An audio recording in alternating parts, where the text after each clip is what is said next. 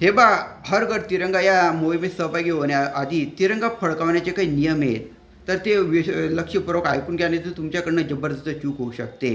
कोणत्याही कापडाचे तिरंगा चालेल. सुती, पॉलिस्टर, कॉटन, खादी. हाताने मशीनी बनवलेला तिरंगा चालेल. प्लास्टिकचा तिरंगा चालणार नाही. 24 तास तिरंगा तुम्ही आपल्या घरावर फडकवू शकता. काही प्रॉब्लेम नाही. 24 तास फडकवू शकतात. आपल्याला माहिती आहे केशरी कलर काय वर राहतो. ही योग्य पोझिशन आहे तिरंगाची. लांबी आणि रुंदीचे प्रमाण 3x2 पाहिजे. म्हणजे समजून घ्या 30 मीटर लांबी असेल तर 20 मीटर रुंदी पाहिजे.